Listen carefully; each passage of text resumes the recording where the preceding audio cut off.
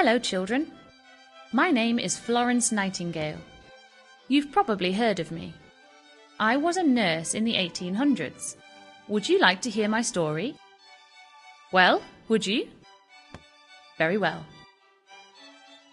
I was born in 1820 in the Italian city of Florence.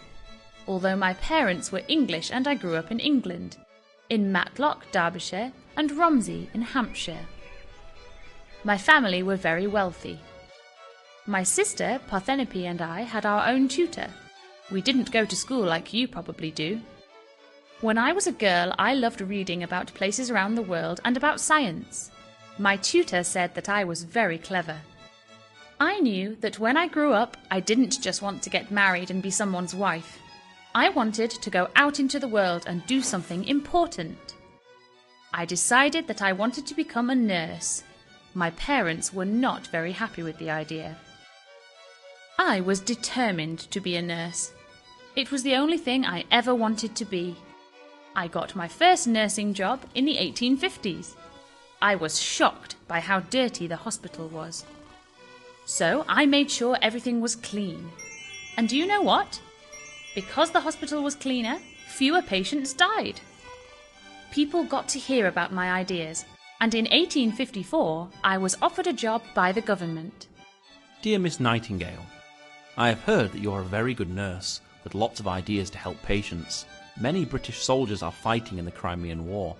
When they are wounded, they are taken to hospitals near the battlefield. There are no nurses to help these poor soldiers. Could you train nurses and bring them here to help? This will be a difficult job, but you are needed desperately. We hope that you will say yes, don't you know?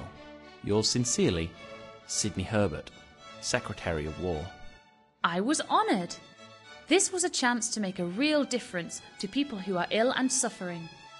I wanted to get started straight away and gathered 38 nurses to travel with me. The battlefields of the Crimea were a long way from England. It took many weeks for us to get there. We didn't actually swim, we travelled by ship.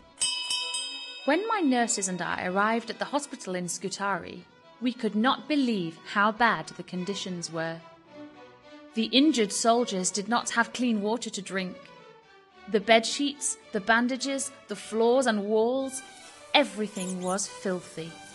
Flies buzzed everywhere, and rats and cockroaches ran between the beds. The smell was dreadful. It wasn't a surprise that so many soldiers were dying in the hospital. I'm not having this, I thought. I knew exactly what to do. I got organised. Quickly, there is no time to lose. We have to help these poor soldiers. Listen very carefully, I will say this only once. Go sweep the floors and throw away the rubbish. Scrub the walls and floors and make everything sparkle. There must be nowhere for germs to hide. Get clean bandages for everyone. Burn the dirty bandages. Change those filthy sheets for a freshly washed one. Bring clean water for the men to drink and good plain food for them to eat. Within weeks, my nurses had transformed the hospital. By keeping everything clean, tidy and organised, we made sure that the soldiers no longer suffered, and many more got better and were able to go home. I knew that my ideas would work. Being clean and tidy helped to stop germs from spreading. But that was only part of my job. I also had to look after the poor soldiers in my care. My nurses and I made sure that they had their medicines, we kept their bandages clean, and we helped them when they were in pain. For some soldiers, nighttime could be a sad and lonely time, so I carried my lantern on the wards and talked to any soldiers who needed my help. The soldiers started to call me the Lady of the Lamp. Queen Victoria noticed my work. She sent me this wonderful brooch as a reward for my work in the Crimea. It is called the Nightingale Jewel. When I returned to Britain, I set up Nightingale Training School for Nurses at St Thomas's Hospital in London. There I taught hundreds of nurses how to do their job properly and made sure that my ideas about cleanliness and good organisation were spread to all hospitals.